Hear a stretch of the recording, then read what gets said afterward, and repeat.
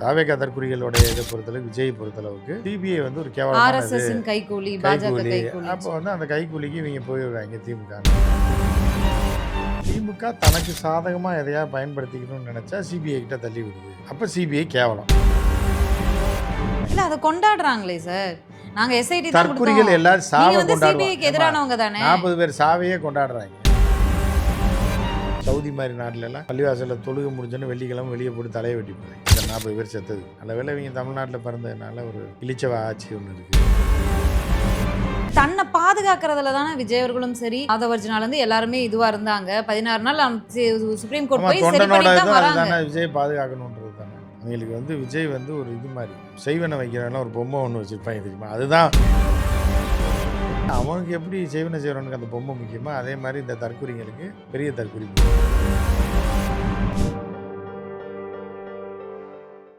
நேர்களுக்கு வணக்கம். நிகழ்ச்சியில் சிறப்பு விருந்தினராக ஃபர்ஸ்ட் லைன் ஆசிரியர் மூத்த பத்திரிகையாளர் உமாபதி கிருஷ்ணன் இணைந்திருக்கிறார். பேசலாம். வணக்கம். வணக்கம். வணக்கம். தாவேகா தீவிர செயல்பாடுகளில் இறங்கிட்டாங்க. கிட்டத்தட்ட ஒரு 17 நாட்களுக்கு பிறகு நினைக்கிறேன்.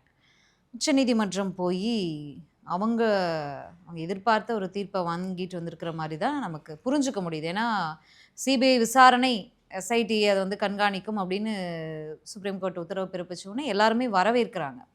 அப்போது அஜித்குமார் வழக்கில் இங்கே வந்து எஸ்ஐடி இருக்க சிபிஐ எதற்கு அப்படின்னு விஜய் போராடினார். இன்றைக்கி சிபிஐ கொடுத்ததை அவங்க தொடர்பான வழக்கிலேயே அவங்க வந்து கொண்டாடுறாங்க அப்படின்னா அவங்களுடைய நோக்கம் சிபிஐ போல தானே தெரிகிறது. இது எப்படி எடுத்து இப்போ இவங்க எல்லாம் சிபிஐ திருட்டு பயலுன்னு நினைக்கிறானான்னு தெரியல. இல்லை, விஜய் தான் சொன்னார். அதைத்தான் சொல்கிறேன். சிபிஐ இவ்வளோ கேவலமாகவும் கீழ்த்தரமாகவும் இவங்க நினைக்கிறாங்க. தற்குறிகள் தற்குறியே அப்படி நினச்சானா இப்போ சிபிஐ எப்படி இருக்கும், யார் கட்டுப்பாட்டில் இருக்குன்றது ஒரு சந்தேகம் வருது. அப்போ வந்து திமுக தனக்கு சாதகமாக எதையா பயன்படுத்திக்கணும்னு நினச்சா சிபிஐ கிட்ட தள்ளி விடுது. அப்போ சிபிஐ கேவலம். இவங்க நம்ம சொல்லலை. தாவேகா தற்குறிகளுடைய இதை பொறுத்தளவுக்கு விஜய் பொறுத்தளவுக்கு சிபிஐ வந்து ஒரு கேவலமானது கைக்கூலி. அப்போ வந்து அந்த கைக்கூலிக்கு இவங்க போயிடுறாங்க திமுகன்றான். இப்போ இவங்க சிபிஐ வாங்கிட்டு வந்திருக்காங்க. இல்லை, இவங்க கேட்கல, வேணான்னு பார்க்குறாங்க. ஏன்னா நம்ம தலையில் கட்டி விட்டு ஏதாவது கேட்கல. அந்த 4 ஆனால் இப்போ வந்து உச்சநீதிமன்றம் சிபிஐ கொடுக்குது அப்படின்னா உச்சநீதிமன்றம் சிபிஐ இல்லை 4 பேரோட இதை கேட்டு தானே சார். 5 பேர் மனு போட்டிருக்காங்க. ஒருத்தர் மட்டும் தான் எஸ்ஐடி வேணும்னு கேட்டிருக்காரு. மிச்சம் 4 பேர் சிபிஐ தான் கேட்டிருக்காங்க. அந்த 4 பேர்லேயும் 3 பேர் குளறுபடிகள். 4 பேரும் குளறுபடிகள் தான். ஒருத்தர் வந்து அப்படியே ஸ்ட்ராங்காக இருக்காரு. அப்படிங்கும்போது அவங்க கேட்டதன் அடிப்படையில் கொடுத்துருக்காங்க. அதுவே இப்போ ஃபேக்குன்றதும் வெளியில் வந்திருக்குல்ல. அதாவது ஒரு கடையில் பூரியும் மாவும் இருக்குது. எது இட்லி மாவும் இருக்குது. இப்போ வந்து 4 அவன் வந்து திருப்பி பூரினா திருப்பி அடுப்பை பற்ற வச்சு எண்ணெயை கொதிக்க வச்சு மாவை போட்டு தேய்ச்சி பூரி போடணும். இட்லி மாவுனா அப்படியே ஒரு 2 ஈடு ஊற்றி வச்சானா இந்த 5 பேருக்கு சரியாயிடும். அப்போ இவன்கிட்ட கேட்பான். உடனே 4 பேரும் என்ன கேட்குறான், இட்லி கேட்டான்னா இன்னொருத்தனுக்கு பூரி தரமாட்டாங்க. சார் பூரி போட முடியாது சார், லேட் ஆகும், 1 மணி நேரம் ஆகும், பரவாயில்லையா அப்படின்னா ஆட்டோமேட்டிக்காக சரி எனக்கு இட்லியை ஊற்றிருக்கேன் அப்படின்னா. இல்லை, இதுதான் இவங்க டெக்னிக். ஆனால் மொத்தம் எவன் பேர்லையா கையெழுத்தை போட்டு கரூரில் போகிறேன் வரவன் அட்ரஸை வாங்கி ஆதார் கார்டை வாங்கி அவன் பேரில் ஒரு கையெழுத்தை போட்டு வக்கீலை வச்சு அங்கே போய் சிபிஐ வேலை வாங்கி தரோம், கவர்மெண்ட் ஜாப் அதிகமான உங்களுக்கு நிவாரணம் தரோம்னு சொல்லி கையெழுத்து வாங்கிடுவாங்க. வாங்கிட்டு என்ன பண்ணுறான்னா ஒருத்தன் மட்டும் பூரி கேட்பான். ஆட்டோமேட்டிக்காக தரமாட்டாங்கன்னு தெரியும். அவனுக்கும் சிபிஐ என்கொயரி. இதைத்தான் இவங்க பண்ணாங்க. இல்லை, அதை கொண்டாடுறாங்களே சார். நாங்கள் எஸ்ஐடி தற்குறிகள் எல்லாரும் சாவை கொண்டாடுவாங்க. எதிரானவங்க தானே. 40 பேர் சாவையே கொண்டாடுறாங்க. அப்புறம் இவங்க வந்து தற்குறி. திமுகவினுடைய ஒவ்வொரு போலீஸினுடைய ஒரு விதிகள்லையும் கட்டுப்பாடுகளையும் நீங்கள் 1000 விமர்சனம் வைக்கிறீங்க. கையை தூக்கக்கூடாது, காலை தூக்கக்கூடாதுலாம் பொய்யெல்லாம் சொல்கிறீங்க. நீங்கள் வந்து சிபிஐக்கு எதிரானவர்கள். சிபிஐ வேண்டாம், ஆர்எஸ்எஸ்ஸின் கைக்கூலி, பாஜகவின் கைக்கூலின்னு நினைக்கிறீங்க, போராடுறீங்க. அப்போ எஸ்ஐடி கேட்டு போகிறீங்க, உங்களுக்கு சிபிஐ கொடுக்குறாங்கன்னா நீங்கள் மறுபடியும் மேல் மனு போட்டிருக்கணும், நாங்கள் அதை எதிர்க்கிறோன்னு சொல்லியிருக்கணும்ல. ஆனால் கொண்டாடுறாங்களே. இது இவனு கைக்கூலியாக மாறும்போது ஒத்துக்குவான். புரியுதா உங்களுக்கு? இது என்னென்னா பேசிக் சைக்காலஜி என்ன அப்படின்னு பார்த்தீங்கன்னா, ஒரு எல்லாருக்கும் புரிகிற மாதிரி ஒரு உதாரணம் சொல்கிற பாருங்களேன். நம்ம சமூகத்தில் இந்த ஹியூமன் கேட்டல்ஸ் இருப்பாங்கல்ல, இவங்க என்ன பண்ணுவாங்கன்னா ஒரு பொண்ணை ஃபாலோ பண்ணிகிட்டே இருப்பாங்க, லவ் பண்ணுவாங்க. லவ் பண்ணி ஃபாலோ பண்ணிக்கிட்டே இருப்பான். அதை லவ் பண்ணவே பண்ணாது. கடைசியில் அது முடியாதுன்னு சொல்லி இன்னொருத்தனை லவ் பண்ணுதுன்னு தெரிஞ்ச உடனே அதை அசிங்கமாக கிளப்பி விட்றாங்க. அதுக்கு முத நாள் வரைக்கும் அது ஒரு தேவதையாக தெரியும், நேர்மையான ஆளாக தெரியும், இப்படி மாதிரி ஒரு பொண்ணாக இருக்குது தெரியாது இவனுக்கு. அது இன்னொருத்தனை லவ் பண்ணிச்சுன்னு தெரிஞ்சா ஐயோ அது பெரிய எதியா அப்படின்னு அப்படியே திருப்பி விட்டு அந்த பிள்ளையை எவ்வளோ அசிங்கப்படுத்தணுமோ அசிங்கப்படுத்திட்டு போயிடுவான். இது ஒரு டைப். ஸோ ஒரு உண்மையிலே லவ் பண்ணுறவனாக இருந்தானா என்ன பண்ணுவான், அப்போ சரி ரைட்டு போயிடுச்சு, அதை நம்ம லவ் பண்ண விட்டு போயிடுவான். சரி நல்லா இருக்கட்டும், இங்கே இருந்தாலும் வாழ்க அப்படின்னு போகிறவன் பாதி பேர். அப்போ இதில் எது கரெக்டு அப்படின்னு பார்த்தீங்க, தற்குறிகள் என்ன பண்ணுவான்னா, இது எல்லாருக்கும் புரிகிற உதாரணமாக சொல்கிறேன், புரியுதா அவங்களுக்கு? ஸோ இந்த மாதிரி தான் தற்குறிகளோட இது என்ன பண்ணுவான்னா, இவனுக்கு கிடச்சிருச்சுன்னா தேவதை, அடுத்தவனுக்கு கிடச்சிருச்சுன்னா இன்னொரு பேர். இது ஒன்று தான் இவங்களோட 2 பாயிண்ட் ப்ரோக்ராம், இந்த தற்குறிகளோடது. அதில் ஆகப்பெரும் கூவை தான் யாருன்னா தெரியும் உங்களுக்கு. அந்த பேரை நான் என் வாயினால் எப்படி சொல்லுவேன், எப்படி நான் சொல்லுவேன், என் வாயினால்ன்ற கதையாக இருக்குது. அந்த தற்குறி யாருன்னு உலகத்துக்கே தெரியும். இப்போது விஜய் வந்து இந்த மக்களை சந்திக்க போக இருக்கிறாரு. அதற்காக ஒரு குழு அமைச்சிருக்கார். அதாவது இவர் பாதுகாப்பாக ஏற்கனவே பல ரூல்ஸு காவல்துறைக்கு கடிதம் கொடுக்கும்போதே பல இதெல்லாம் போட்டிருக்காங்க. அதாவது காவல்துறைக்கு இவங்க கண்டிஷன் போட்டிருக்காங்க தாவேக்கா தரப்புலேருந்து. அது புரியல நமக்கு. இதில் என்னென்னா, இவ்வளோ நாளாக தலைமறைவாக இருந்த புசி ஆனந்த் அவர்கள் தலைமையில் ஒரு குழு போட்டிருக்கார், பாதிக்கப்பட்ட மக்களை போய் சந்திச்சுட்டு வர்றதுக்கு. அதான் அது ஏன் அப்படின்னா, இப்போ இன்றைக்கி புஷி ஆனந்தோட வேல்யூ ரொம்ப ஜாஸ்தி ஆகிடுச்சு அவங்க கட்சிக்குள்ளே. விஜய் என்னை பிடிங்கன்னாலும் போலீஸ் பிடிக்க மாட்டேங்குது, என்னை பிடிக்காதீங்கன்னாலும் போலீஸ் பிடிக்க வருது, போலீஸ் பிடிக்க மாட்டேங்குது. அப்போ யார் பெரிய ஆள்? உங்களுக்கே குழப்பமாக இருக்குல்ல. அப்போ 2 பேருமே டுபாகூர்னு அர்த்தம். இப்போ எனக்கு போலீஸுக்கு சம்மந்தமே இல்லை. நான் இங்கே உட்காந்து பேசுகிறேன், என்னை பிடித்துப்பார், நான் இந்த வண்டியில் வர்றேன், என்னை மறித்து டிராஃபிக் போலீஸ் கேஸ் போடுங்க அப்படின்னா, என்கிட்ட வண்டியே இல்லையே, போனால் தானே டிராஃபிக் போலீஸ் நான் வீட்டில் வந்தால் பிடிக்கும். ஸோ இந்த மாதிரி ஒரு ஆகப்பெரும் டுபாகூர் தான் அங்கே தலைவன். பொதுச் செயலாளர் எப்படி இருக்கணும்? டுபாகூர்லேயும் பெரிய டுபாகூராக இருந்தால் தானே பொதுச் செயலாளராக இருக்க முடியும், புரியுதா அவங்களுக்கு? அந்த மாதிரி அவர் வந்து ஏன்னா வெயிலும் கிடைக்கல, போலீஸ்லேயும் மாட்டலை அப்படின்ற போது அவர் தானே தலைமையில் தானே கமிட்டி அமைக்க முடியும். நாளைக்கு எப்படி தப்பிக்கிறதுக்கு 4 கட்சிக்காரனுக்கு ப்ராக்டிஸ் கொடுக்க வேணாமா, சொல்லிக் கொடுக்க வேணாமா?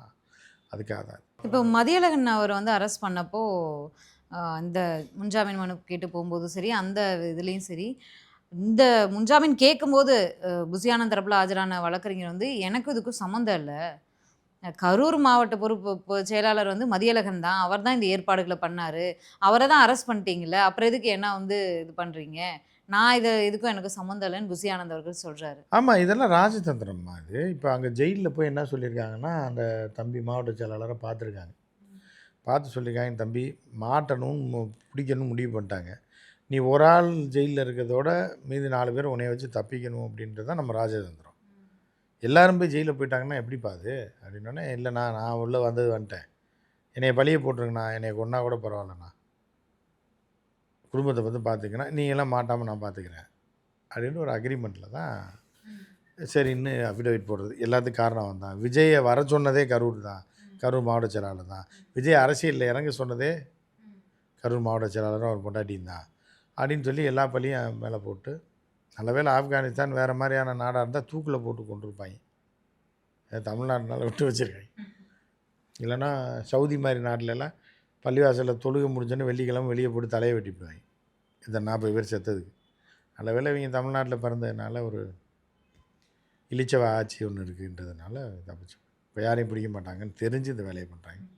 இந்த இந்த நேரத்தில் ஆதவ் அர்ஜுன் அவர்களுடைய அந்த இன்ஃப்ளூயன்ஸ், அவருடைய செயல்பாடுகளை எல்லாருமே ஒரு பார்வை வைக்கிறாங்க. ஏன்னா அவர் வந்து ஒரு ட்வீட் போடுறாரு, அதுக்கப்புறம் டெலீட் பண்ணால் கூட அது மேலே ஒரு வழக்கு போடுறாங்க 5 பிரிவுகளின் கீழே. அதுவும் அந்த 5 பிரிவுகள் நீங்களும் படிச்சிருப்பீங்க எவ்வளோ ஆபத்தான ஒரு இதுன்னு. கரூர் போலீஸ் சம்மன் கொடுக்குது, சிசிடிவி ஃபுட்டேஜஸ் கேட்குது, எல்லாத்தையும் கேஷுவலாக லெட்டர் வாங்கிட்டு அவர் டெல்லி கிளம்பி போயிட்டு திரும்பவும் வந்துட்டார். ஆனால் இப்போ வரைக்கும் ஒரு நடவடிக்கையும் கிடையாது. அப்படிங்கும்போது இப்போ நீங்கள் ரோட்டில் போயிட்டுருக்கீங்க, திடீர்னு ஒரு பையன் வரான், ஒரு காலேஜ் பையன் வந்து ஒரு கல் எடுத்து உங்கள் மேலே எறிகிறான், என்ன ஆகும்? நீங்கள் சுற்றி இருக்கவங்க என்னம்மா ஆச்சு, யாருமா என்ன கத்துவீங்க, ஓடுவீங்க. அப்புறம் பார்த்தா அவனை பிடிங்க மேலே அப்படின்னு பிடிச்சி அடித்தா, என்னடான்னா இந்த காலேஜில் படிக்கிறேன், காலேஜ் பையன் அப்படின்னு சொல்லிட்டு நான் வேணுனே தான் எரிஞ்சேன், கல் எரியணும் போல் இருந்துச்சு, எரிஞ்சேன் இந்த அம்மா மேலே அப்படின்ட்டானுவீங்க. அவனை போட்டு அடித்து மொத்திடுவாங்க. அதே இது மனநலம் பாதிக்கப்பட்டு இந்த ட்ரெஸ்ஸே போடாமல் இருப்பாங்கல்ல, அவங்க எரிஞ்சால் என்ன பண்ணுவீங்க? தெரிச்சு ஓடி போய் யார்ட்டையும் சொல்ல மாட்டீங்க, சொல்லி அவனை போய் அடித்து என்ன பண்ண போகிறோம்? அந்த 2க்குள்ள வித்தியாசம் இருக்குல்ல. அதில் ஏன் ஆதவ அர்ஜுனாவை பிடிக்கல அப்படின்றதுக்கு அதுக்கான காரணத்தை நீங்கள் புரிஞ்சுங்க.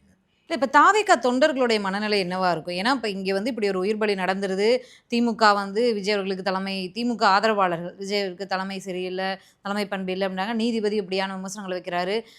தாவேக்கா வந்து விஜய் அவர்களுடைய டேமேஜான இமேஜை சரி பண்ணுவதில் தான் அவங்க குறியாக இருக்காங்க. இமேஜை சரி பண்ணிட்டு தான் வெளியில் வராங்க. அது வரைக்கும் அவங்க வெளியில் வரல. அப்படியான ஒரு இதில் தான் தாவேக்கா இருக்கிறது. யாருமே போய் அவங்களோட நிற்கலை. இந்த மாதிரியான விஷயங்கள் இருக்கும்போது அவங்க எதையாவது உணர்ந்திருப்பாங்களா? இல்லை உணர்ந்தா ஏமா கட்சியை ஆரம்பிக்கிறாங்க? கட்சியை ஆரம்பிச்சிருக்க மாட்டாங்க. உண்மையை உணர்ந்தா நமக்கு இருக்கிற அறிவுக்கு நமக்கு இது தேவையா? இல்லை தொண்டர்களை கேட்குறேன் நான். ரசிகர்கள், தொண்டர்களை தொண்டர்கள். வந்து அதான் அறிவு இருந்தால் அவன் ஏன் இதில் போய் சேர்றான்? இந்த கட்சியில் வந்திருக்கவே மாட்டானே அவன். இல்லை தன்னை பாதுகாக்கிறதுல தானே விஜய் அவர்களும் சரி, ஆதவர்ஜுனாலேருந்து எல்லாருமே இதுவாக இருந்தாங்க. 16 நாள் சுப்ரீம் கோர்ட் ஆமாம், போய் சரி தொண்டனோட பண்ணிட்டு தான் இதுவும் வராங்க. அதுதானே, விஜய் பாதுகாக்கணுன்றது தானே. அவங்களுக்கு வந்து விஜய் வந்து ஒரு இது மாதிரி, ஏன்னா இந்த செய்வனை வைக்கிறவங்களாம் ஒரு பொம்மை ஒன்று வச்சுருப்பாங்க தெரியுமா? அதுதான் வச்சுட்டு அவங்க எல்லாம் ஒளிஞ்சுக்கிட்டாங்க. அந்த பொம்மை வந்து என்ன ஆகும்னா, அந்த பொம்மை போச்சுன்னா செய்வனை வைக்கிறவனுக்கே வேலை இல்லை. அந்த பொம்மையை பாதுகாக்கிறது தான் அவனோட வேலை. ஏன்னா அதை தான் ஏவி விடுவேன். ஸோ அந்த மாதிரி நான் செய்வனை செய்கிற பொம்மைன்னு விஜய் சொல்லலை. ஸோ அந்த மாதிரி அவனுக்கு எப்படி செய்வனை செய்கிறவனுக்கு அந்த பொம்மை முக்கியமோ, அதே மாதிரி இந்த தற்கொலைங்களுக்கு பெரிய தற்கொலை முக்கியம். இப்போ திமுகவினுடைய சதி, திமுக சதி, இதுலேயே உயர்நீதிமன்றம் போய் தாவேக்கா ஒரு வாதத்தை வைக்கிறது, உச்சநீதிமன்றத்தில் ஒன்று வைக்கிது. உயர்நீதிமன்றத்தில் வைக்கும்போது நடந்தது விபத்து. ஜாமீன் கேட்கும்போதும் சரி, அங்கே வாதாடும் போதும் சரி, உயர்நீதிமன்றத்தில் இது நடந்தது ஒரு விபத்து தான், இது ஒன்றும் சதி கிடையாதுன்னு வாதாடுறாங்க. சுப்ரீம் கோர்ட்டில் போய் நடந்தது விபத்து, நாங்கள் வந்து ஆளுங்கட்சிக்கு எதிராக ஒரு முதன்மையான எதிர்க்கட்சியாக நாங்கள் செயல்படுறோம், எங்களுடைய விமர்சனங்கள் முழுக்க ஆளுங்கட்சியை நோக்கி இருக்கும்போது ஒரு சதி தான் இது அப்படின்னு சொல்லி அங்கே வாதாடுறாங்க. ஏன் இவ்வளோ இதெல்லாம் வந்து சுப்ரீம் கோர்ட் இதெல்லாம் பார்க்க மாட்டாங்களா? அங்கே இதெல்லாம் ஒன்று வச்சுருக்காங்க, இங்கே ஒன்று அதெல்லாம் வச்சுருக்காங்க. பார்க்காது. ஏன்னா சுப்ரீம் கோர்ட்டுன்றது டெல்லியில் இருக்குது. அவளுக்கு இவ்வளோ டீப்பாக தெரியாது இங்கே இருக்குது. ஏதோ செய்திகள்லாம் படிப்பாங்க, செய்தியெல்லாம் படித்தாலாம் எந்த நீதிமன்றத்திலையும் தீர்ப்பே சொல்ல மாட்டாங்க. நீங்கள் என்ன இப்போ மனு தாக்கல் பண்ணிக்கலாம், அந்த மனுவில் என்ன இருக்கோ அதை வச்சு தான் சொல்லுவாங்களே தவிர பேப்பரை பார்த்தெல்லாம் தீர்ப்பு சொல்ல மாட்டாங்க. நீங்கள் பேப்பரை பார்த்துட்டு வந்து பேசிகிட்டு இருக்கீங்க, யூடியூப்பை பார்த்து வந்து கேள்வி கேட்குறீங்க, டிவி சேனலை பார்த்து கேள்வி கேட்குறீங்க. நீதிபதிகள் அப்படி கேட்க மாட்டாங்க. பேப்பரில் என்ன அஃபிடவிட்டில் என்ன போடுறாங்களோ, இவன் என்ன சொல்கிறான் அவன் என்ன சொல்கிறான்னு நடுவில் முடிச்சு விட்ருவான். இல்லை இப்போ இங்கே ஹைகோர்ட்டில் நீதிபதி வந்து அவ்வளோ கோவப்பட்டதுக்கு காரணமே அது வந்து அந்த அவருக்கு காட்சிகளை லோக்கலில், பார்த்துருக்காரு. அதாம்மா அவருக்கு லோக்கலில் அவருக்கு தெரியும், இந்த மண்ணோட தன்மை தெரியும். இதுக்காக தான் சொல்கிறது தமிழ் நீதிபதிகளை போடுங்க, தமிழில் வாதாடுங்கன்றது. நீ டெல்லிக்கு போனோன்னா தமிழ்நாட்டோட தன்மை என்னன்னே அவர்களுக்கு தெரியாது. புரியுதா அவங்களுக்கு? ஸோ அப்போ அவர்கள் என்ன பண்ணுவாங்கன்னா, இந்த பேப்பரில் என்ன எழுதியிருக்கோ அதை வச்சு விசாரணை பண்ணி நடவடிக்கை எடுத்துருவாங்க. அதனால தான் இந்த கொலை குத்து குளறுபடி பூரா நடக்குது. தமிழ்நாட்டில் இருக்க நீதிபதியை வந்து அவர்கள் குற்றம் சொல்லி அவர்கள் இது பண்ணுறாங்க. ஆனால் வந்து என்ன அப்படின்னா, மதுரை பெஞ்சு வந்து இருக்குது. மதுரை பெஞ்சை அதை விட அதிகாரம் படைத்தது தான் சென்னை பெஞ்ச். ஆனால் அந்த எல்லையில் தான் வருது. நீங்கள் ஏன் வந்து எல்லையில் வருது கொள்ளையில் வருதுன்றது வேறு, புரியுதா? இப்போ நீங்கள் வந்து என்ன அப்படின்னா, ஒரு கொலை கேஸு அப்படின்னா அந்த ஸ்டேஷன் இன்ஸ்பெக்டர் தான் ஐஓவாக இருப்பார். அதே இது அவர் பெரிய தலைவராக இருந்தால் என்னன்னா சிஏஏ வரைக்கும் வருவானா இல்லையா? நீ எப்படா வந்தேன்னு கேட்க முடியுமா? சிபிஐ வருவான், டிஜிபி நேரடியாக போவார், சில இடத்துக்கு ஐஜி நேரடியாக போவார்னா அங்கே நடந்த கொலை செய்யப்பட்டவன் யார், சம்பவம் நடந்த இடம் எது, சூழ்நிலையை வச்சு தான் யார் வர்றது முடிவு. இது சுப்ரீம் கோர்ட்டுக்கும் எதுக்கு தெரியும். தெரியலன்றதானே இப்போ பிரச்சனை. நீதிபதி மேலேயே இந்த நீதிமன்றத்தின் மேலேயும் அவ்வளோ விமர்சனங்களை வச்சுருக்காங்க. அதை தான் நீங்கள் வந்து ரீல்ஸாக போட்டிங்கன்னா தான் மக்களுக்கு போய் ரீச் ஆகும். என்ன சொல்கிறேன்றது நான் அன்றைக்கே சொன்னேன். ஒரு வீட்டில் நான் 3 பேர் சாப்பிட்ற அளவு தான் டைனிங் டேபிள் இருக்குது, புரியுதா? உடனே ஒரு 10 பேர் வந்துடுறாங்க, மாமா மச்சான் குழந்தையா மச்சனை எல்லாம் வந்துடுறாங்க. 10 பேர் வரும்போது ஒரு அரை மணி நேரத்தில் சாப்பிட்டு எல்லாம் கிளம்பிடுறாங்க. அப்போ வெளியே வந்து போட்டேன், எப்படியா ஒரு டைனிங் டேபிள் தான் இருக்கும், வீட்டில் 3 சேர் தான் இருக்குது, எப்படி சாப்பிட்டீங்கன்னு கேட்டால் எப்படி பதில் சொல்ல முடியும்? முட்டாள்தனமாக இல்லை இது? அப்படி ஒரு கேள்வியை கேட்டால் தட்டில் வச்சு சாப்பிட்ருப்பான், எல்லாம் தரையில் பாயை விரித்து போட்டு எல்லாம் உட்காருங்க ஒன்றா உட்காந்து சாப்பிட்லான்னு சாப்பிட்டு முடிச்சிருப்பாங்க அரை மணி நேரத்தில். அது எப்படி உங்கள் வீட்டில் 3 பேர் சேர் தான் உட்கார முடியும் அப்படின்ற மாதிரி தான் நீதிபதிகள் கேட்டாங்க. என்ன கேட்டாங்க? எத்தனை டேபிள் இருக்குது, எதுக்கு? போஸ்ட்மார்ட்டம் பண்ணுறதுக்கு. எமர்ஜென்சி டைமில் 2 டேபிளை வச்சுட்டா உட்காந்துருப்பாங்க. ஆனால் அதுக்கு கூட ஒன்றும் நெகட்டிவ் ஒன்றும் வரல.